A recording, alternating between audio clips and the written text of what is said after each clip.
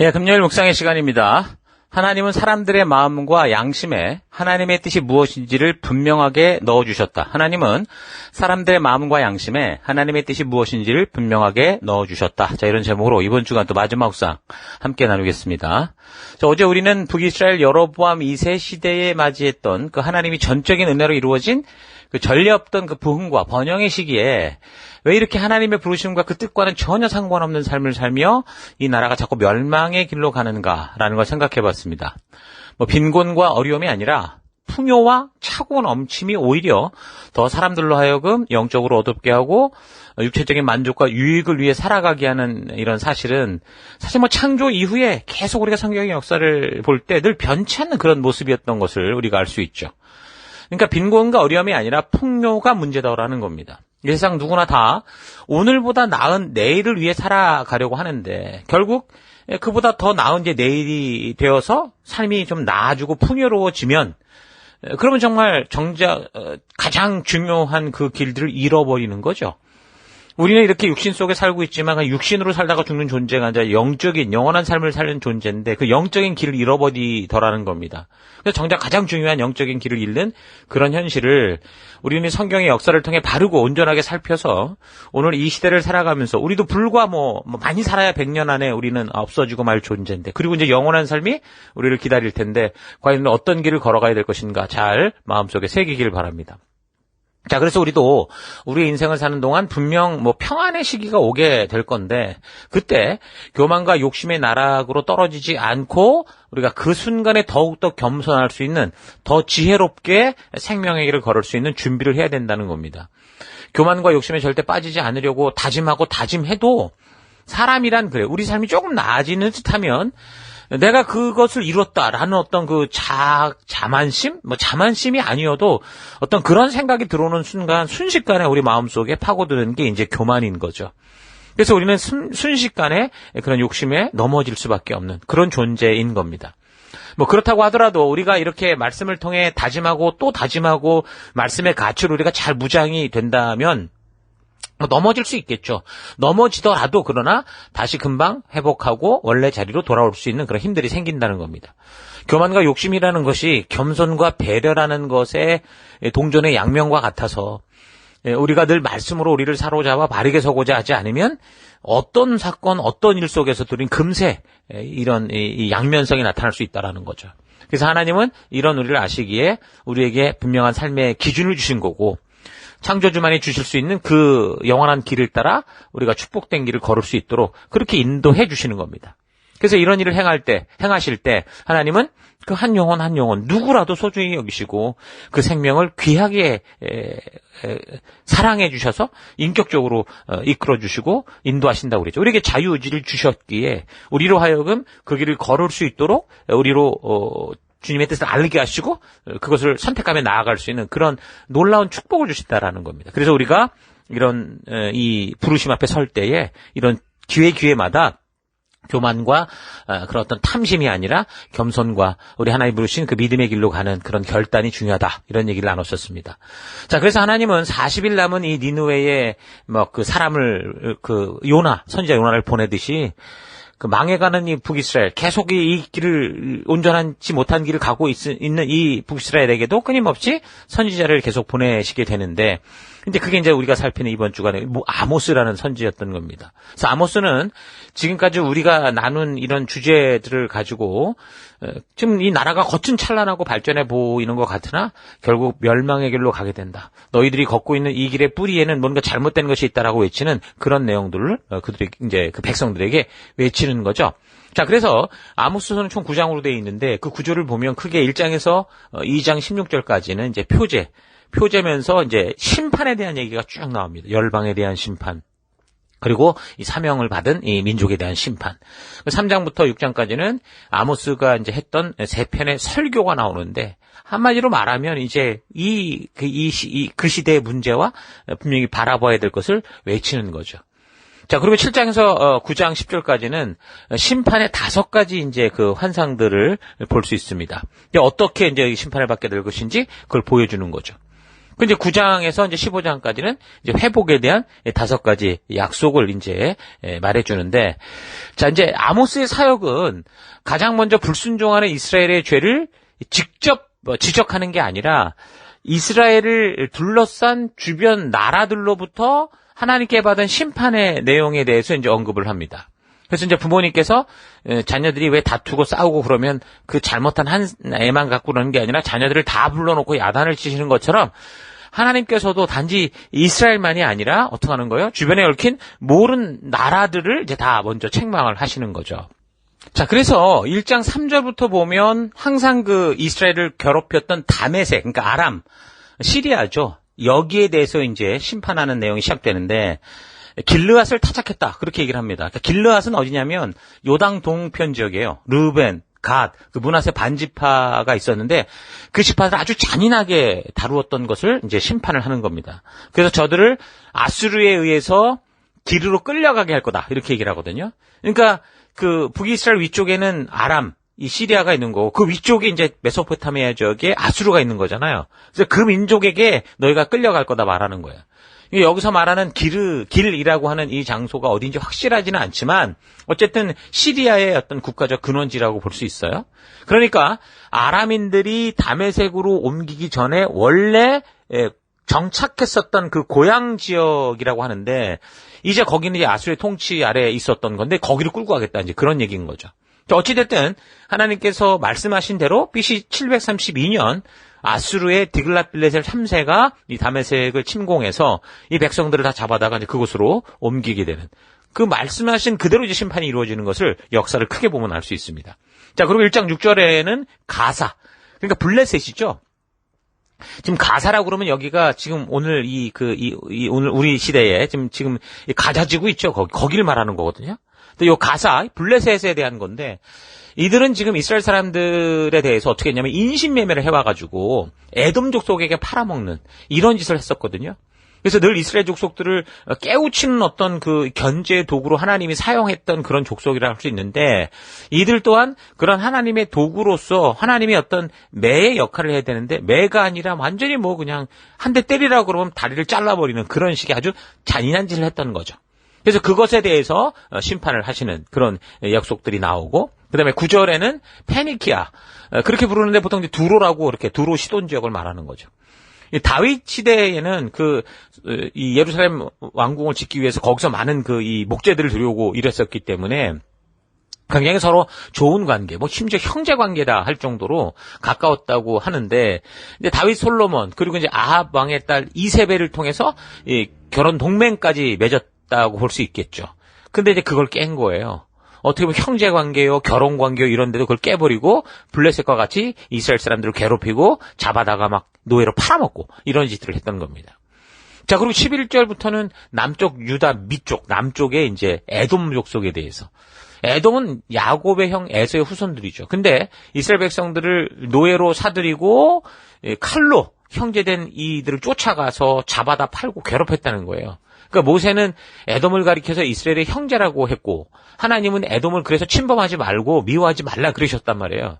근데 그럼에도 불구하고 이 에돔 족속은 이스라엘이 그 하나님의 뜻을 따라가는 그 길을 방해했었고 자기네 땅으로 통과해야 되는데 통과하지도 못하게 위협하고 그랬었죠. 뿐만 아니라 나중에 보면 바벨론 시대에 느부갓네살이 예루살렘을 공격할 때 그들의 앞잡이 노릇을 해요. 그래서 이스라엘을 공경에 빠뜨리는. 왜냐하면 그 지역을 잘 알고 있었기 때문에 그런 앞잡이 역할을 하면서 이스라엘을 괴롭히는 역할을 하죠.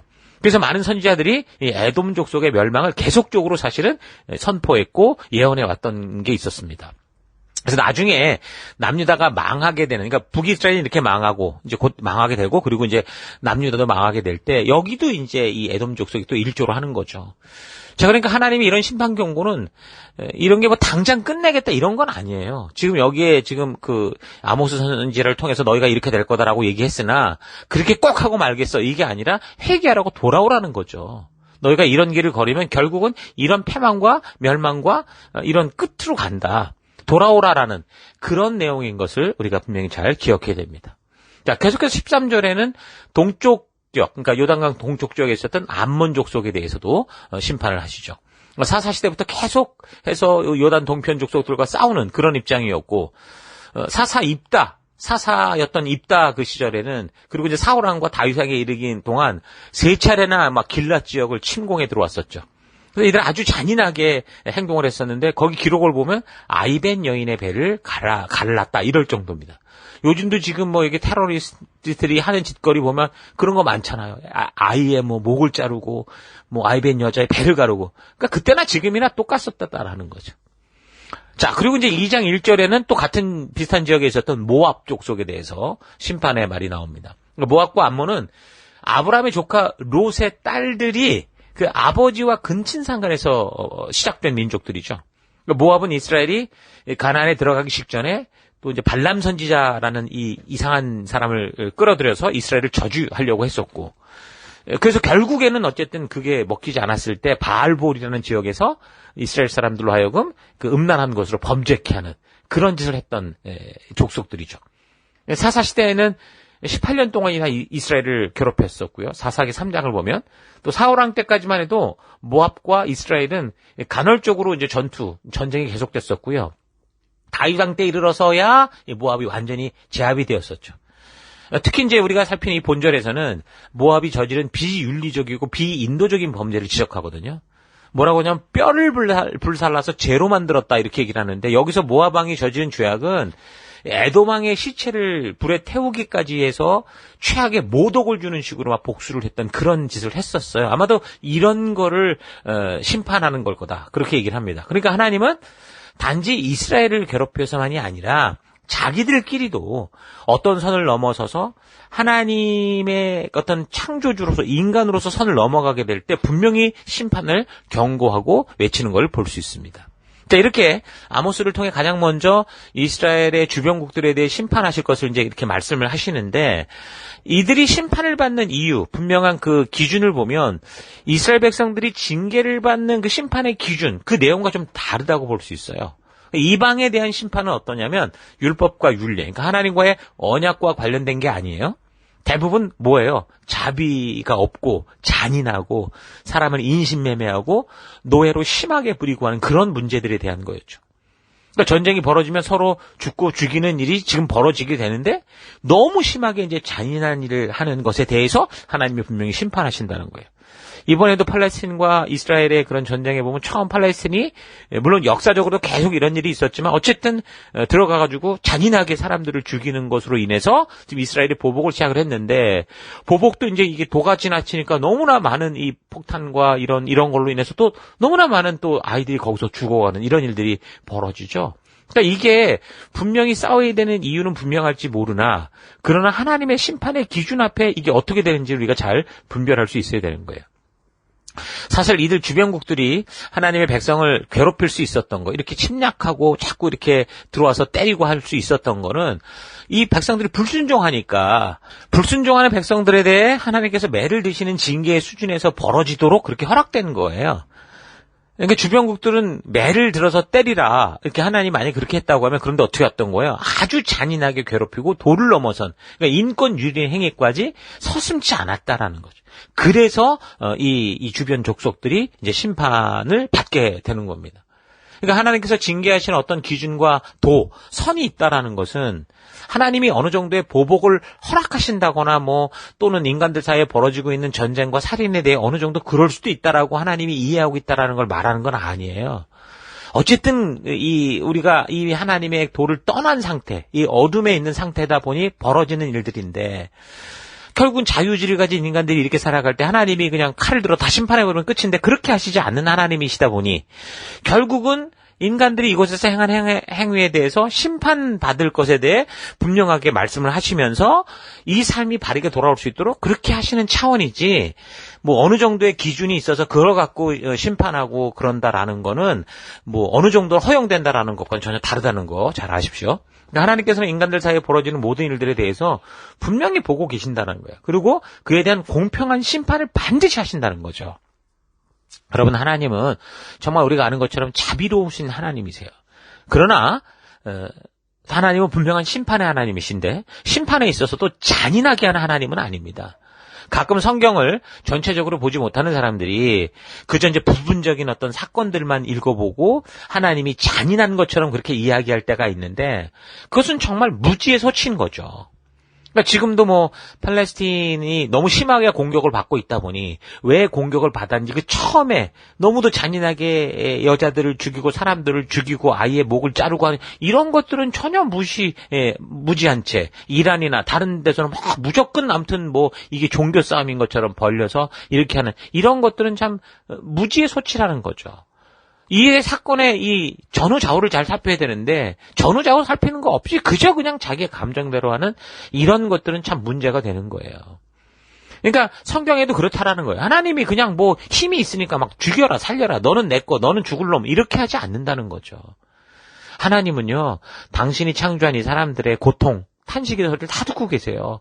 그들을 구원하기 위해 그래서 노심초사하시는 분이라고. 하나님이 이런 세계를 만든 게 아닌데 결국 욕심을 따라가고자 하는 그들의 탐욕이 이렇게 이 세상을 만들어 놓고 하나님을 탓하는 이런 세상 속에서도 하나님은 그들을 다 죽여버리고 다 그냥 심판하고 막 잔인하게 끝장내는 게 아니라 어떻게 해서든 회복시키기 위해서 성실하게 일하시는 하나님이신 거죠. 이렇게 하나님이 구하려고 하는 그 대상은 단지 아브라함의 자녀들, 뭐 이스라엘에게만 해당되는 게 아니에요. 모든 열방과 민족들 속에서 벌어지는 세상 모든 일들 속에 하나님은 이런 똑같은 일을 하십니다. 그러니까 지금도 하나님은 이스라엘만 보고 울고 계신 게 아니고 팔레스틴의 이 모습 때문에 더 가슴 아파하고 울고 계신다라는 거죠.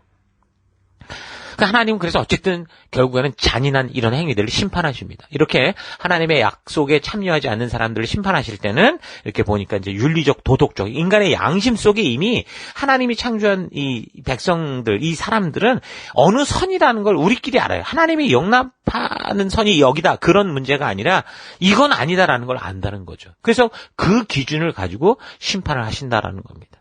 다시 말해서 하나님을 모르고 사는 모든 족속들과 민족, 각 개인의 모든 죄가 다 심판의 어떤 그 하나님의 심판 앞에 서게 된다라는 겁니다.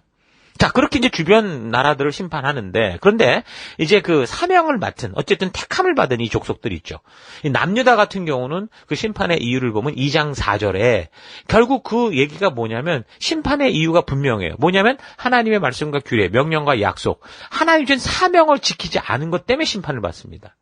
그러니까 저들이 행하는 모든 죄악에 대해서 다른 세상 모든 족속과 개인처럼 분명하게 심판을 받게 되겠지만 그에 더해서 뭐예요? 하나님과 맺은 언약, 이 사명을 바르게 지키지 않은 것에 대해서 심판을 하시는 거예요. 그리고 북이스라엘 같은 경우는 어때요? 여기도 분명히 같은 사명을 맡은 민족이라고 할 수 있는데 근데 이 민족은 뭐가 문제였습니까? 이 10개 지파는 하나님을 금송아지로 변질시켜버린 거죠. 그러니까 10계명의 1, 2계명을 지키지 않은 처음부터 하나님을 왜곡시켜버린 이 그로 말미암아 벌어지는 모든 일들에 대해서 이제 심판하시는 거예요. 그러니까 주변국들을 심판하시는 동일한 이유와 더불어서 언약 민족들, 이 성도들에게는 더 분명하게 심판하는 이유가 있는데 그게 바로 하나님과 맺은 언약에 따른 거라는 거예요. 그러니까 결국 하나님의 언약 백성들은 그 약속, 언약의 자리에 서지 않은 것으로 인해 심판의 자리에 서게 된다라는 거죠. 오늘 우리 성도들도 마찬가지인 거예요. 우리가 교회에 왔을 때 교회당만 왔다 갔다 하라고 부름받은 게 아닌데 교회에 들어오면서부터 북이스라엘처럼 하나님을 자기 마음대로 생각하는 사람들도 있고 또 어떤 사람은 안다고 하면서도 남유다처럼 주신 사명을 바르게 감당치 않고 이리저리 뺀질거리며 기웃거리며 사는 그런 사람들도 있잖아요. 그러니까 결국은 이런 모든 것들이 하나님의 분명 심판대 앞에서 우리가 하나님의 심판을 받게 될 일이라는 거죠. 그래서 그 백성들이 하나님과의 약속과 언약을 지키며 살다가도 뭐 도덕적으로, 윤리적으로, 종교적으로 때로 잘못할 수 있잖아요. 사람이니까. 근데 근본적으로 말씀의 가치관을 따라 세상의 가치를 따라 사는 건 이건 달라요. 그러니까 우리가 믿는 교인이요 하나님의 자녀라고 해도 실수할 수 있고 뭐 도덕적, 윤리적, 종교적으로 잘못할 수 있다는 게 그러나 그게 우리의 실수를 넘어서서 뭔가 근본적인 뿌리 자체가 하나님을 오해하고 있고 사명을 떠나 있을 땐 이게 문제라는 거죠.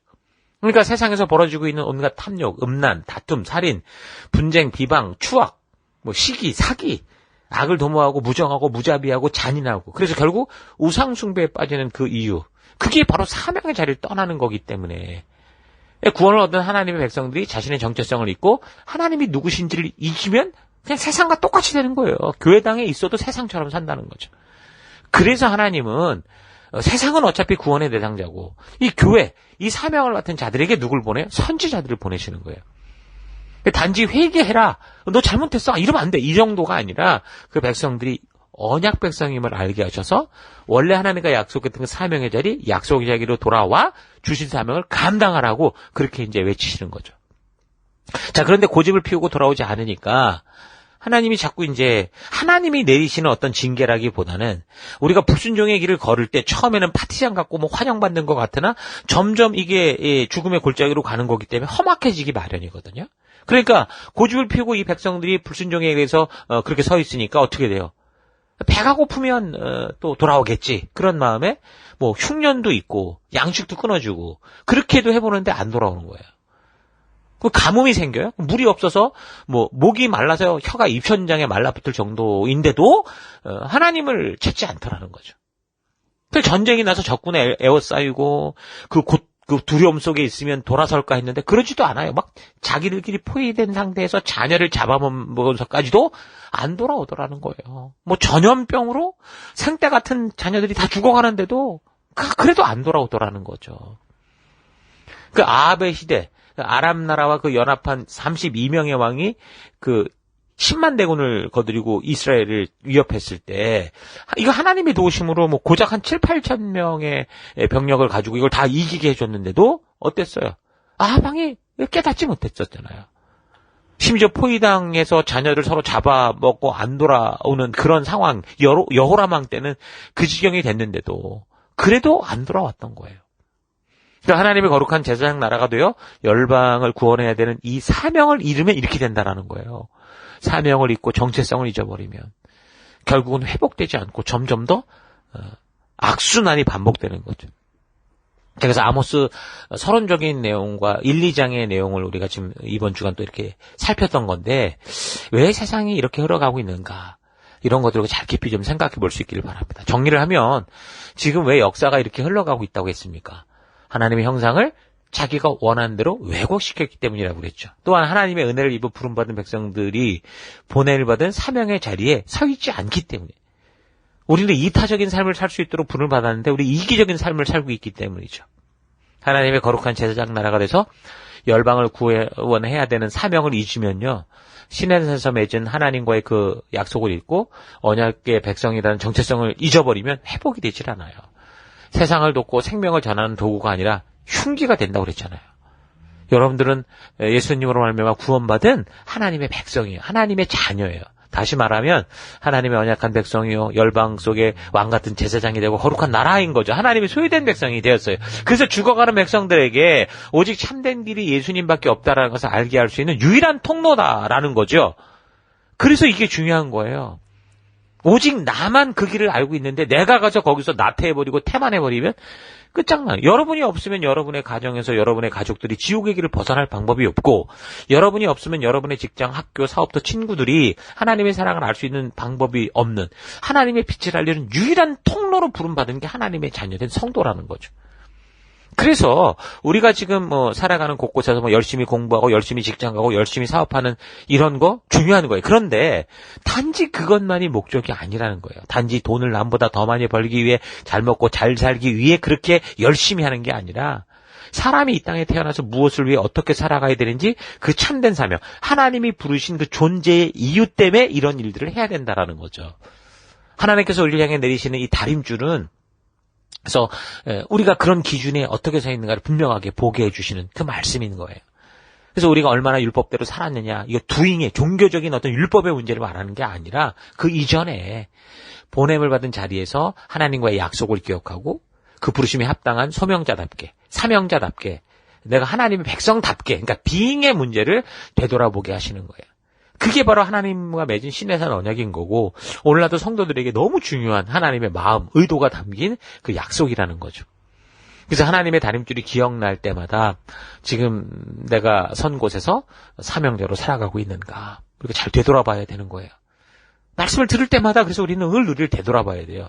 사명자는 복음이 전해질 수 있는 좋은 환경이 되기를 기다리는 게 아니고 오히려 우리가 최악의 환경과 상황을 극복하고 싸우면서 그 어둠 속에서 복음의 질 전하는 그런 삶을 살아가는 거죠. 우리가 하나님과의 약속된 삶을 살아가는 것을 엉망으로 만드는 거는요, 우리에게 닥쳐오는 어려운 환경과 상황이 아니에요. 우리 마음속에 있는 게으름, 우리의 정체성을 잊어버림으로 말미암아 주신 사명을 자꾸 하지 않으려고 한 핑계, 변명을 둘러대면서 하나님이 부르신 그 자리에 서지 않기 때문이다라는 거 잊지 마십시오. 교회에서만이 아니라 여러분이 살고 있는 곳곳에서 빛된 백성으로 커밍아웃해서 정말 보냄을 받은 사명자, 소명인으로 내가 그 땅에 살아가는 그 하나님이 보내신 그 이유를 따라 살아가는 여러분들 수 있기를 바랍니다. 자, 오늘 하루 나는 예수 그리스도의 십자가 사랑으로 하나님과 맺은 언약을 잊지 않고 기억하여 날마다 각자 보냄을 받은 삶의 터 곳곳에서 그 열방의 제사장처럼 하나님의 백성답게 언약의 말씀과 규례의 가치를 따라 살아가고 있는지, 아니면 그 언약은 잊은 지 오래고 오히려 북이스라엘처럼 하나님의 형상을 처음부터 내가 원하는 어떤 우상의 모습으로 만들어서 내가 바라고 기대하고 느끼고자 하는 대로 사는 그런 금송아지 만몬의 신을 따라 살고 있는지, 또 아니면 하나님의 부르심을 안다고는 하면서 남유다와 같이 하나님과 맺은 언약 백성답게 살지 않으면서도 하나님의 뜻을 자기의 만족과 유익을 위해 마음대로 변질시키면서 그렇게 살아오고 있지 않은가, 좀 차분히 되돌아봤으면 좋겠습니다. 하나님의 공정하고 공의로운 심판의 날은 반드시 있습니다. 성경은 곳곳에 그런 사실에 대해 분명하게 말씀해주고 있어요. 그래서 우리에게 참된 자유, 그 누구도 방해할 수 없는 그런 자유를 주셨는데 그 자유를 가지고 마치 하나님과 같이 스스로 홀로 존재하는 인격체로 살아가면서 내가 스스로 선택하고 결단하여 살아온 삶에 대해서는 반드시 우리가 책임져야 된다는 거 여러분 잊지 말기 바랍니다. 이거 위협하는 게 아니에요. 세상에서 높은 권력을 쥐는 이들에게 그 공동체를 위해서 일할 수 있는 다른 이들보다 더 많은 권리를 주잖아요. 권리가 주어지지만 하지만 분명한 것은 그에 대한 더 막중한 책임이 더불어 주어진다라는 거. 저들 속박하고 위협하고 불편하게 하려는 게 아니라 바르게 하려고 이런 것이 있다라는 걸 우리가 기억해야 돼요. 주어진 자유에는 반드시 책임이 따른다는 거, 이건 성경이 말씀해 주시는 하나님의 창조의 법칙인 거예요. 그래서 그런 창조의 백성으로 살아가는 이 하나님을 모른다고 해도 그 하나님을 만든 그 인간들이 살아가는 그곳에서 살아갈 수 있는 유일한 길이 그 길임을 알고 법치주의 국가들에게 서가는 거죠. 하나님은 사람들의 마음과 양심에 하나님의 뜻이 무엇인지를 분명하게 넣어주셨습니다. 그래서 비록 하나님을 모르고 심지어 우상을 섬기다고 해도 대부분 그런 종교에서 가르치고 추구하는 바가 비슷해요. 그게 아니면 사람들이 다 외면을 하니까.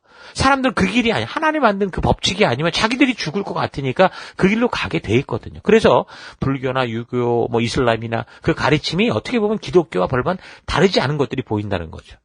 물론 핵심적으로 완전히 다른 것들이 있지만 인간의 삶의 도리를 추구하는 그런 이 삶의 그런 길에 있어서는 그렇게 차이가 나지 않아요. 그러니까 사람들이 얼핏 볼 때 똑같은 거 아니야? 불교나 유교나 이슬람이나 다 비슷한 거 아니야? 이렇게 얘기를 할 수 있다라는 거죠. 왜 그렇다고요? 하나님이 만든 인간들이 그들이 사는 곳곳에서 살아낼 수 있는 유일한 길이 이런 하나님의 법칙이기 때문에 그렇게 만들어져서 있어요. 이게 바로 하나님이 모든 인류를 창조하셨다는 증거고, 또한 하나님께서 모든 인간들의 마음과 양심 속에 넣어주신 그 기준이 분명히 있다라는 걸 분명하게 알게 하는 증거라는 거죠. 완전히 비윤리적이고 비도덕적인 변질의 상태가 아니라면 모든 인간들은 하나님이 만드신 피조물이기 때문에 같은 것을 추구하고 같은 것의 가치를 느끼며 같은 기준을 따라 살고자 하는 그런 성향이 있어요. 그래서 하나님은 바로 그런 기준에 따라 오늘 본문에 나오는 여러 나라들을 심판하실 것을 말씀하신 거고, 또한 보다 더 하나님의 계시를 먼저 알게 함으로 세상 속에 하나님을 전할 사명을 맡은 민족들에게는 그런 사명에 대해 성실하지 못하거나 바르게 알려야 될 하나님을 왜곡시키는 것에 대해서 더욱더 분명하게 심판할 거다, 그렇게 말씀하시는 겁니다. 자, 그러므로 각자 보내받은 삶의 터 곳곳에서 오늘을 살아갈 때 예수 그리스도로 말미암아 하나님의 은혜로 하나님의 자녀된 존재가 성도다라는 사실 잊지 마시고 하나님과 동행하는 하나님의 나라 백성됨을 말이 아니라고 해도 삶의 향기로 드러내는 그런 여러분들 되기를 주 이름으로 축원합니다. 자, 오늘 하루도 힘내십시오. 잠시 기도하겠습니다. 하나님은 모든 사람들의 마음과 양심 속에 피조물답게 사는 분명한 삶의 기준을 주셨는데 하나님이 만드신 그 양심과 마음의 소리를 듣지 않고 심지어 하나님의 특별한 계시로 주신 이 성경 말씀도 바르게 보지 않고 그저 내 욕심이 추구하는 나의 만족과 유익을 위해 살아왔던 것 회개합니다. 내 마음과 양심의 소리를 조금만 더 신중하게 듣는다면 분명히 하나님께서 뜻하시는 그 음성을 들을 수 있다는 거 잊지 않고 그런 하나님의 분명한 뜻이 더 정확히 전달되고 있는 이 하나님의 계시의 말씀인 성경을 더더욱 바르고 온전히 살펴가는 내가 되기를 원합니다. 하나님의 심판의 날은 반드시 있다라는 사실 잊지 않고 이 세상 마지막 날이 아니어도 내가 어떤 이유로든 먼저 하나님의 심판대 앞에 설 수 있는 그런 연약한 존재임을 고백하고 그래서 매일의 삶에서 오직 주의 말씀의 가치를 따라 겸손하게 순간순간을 살아가는 그런 내가 되기를 결단합니다. 그 길로 이끄시고 인도하신 하나님 감사드리고 찬양하며 예수님 이름으로 기도했습니다. 아멘.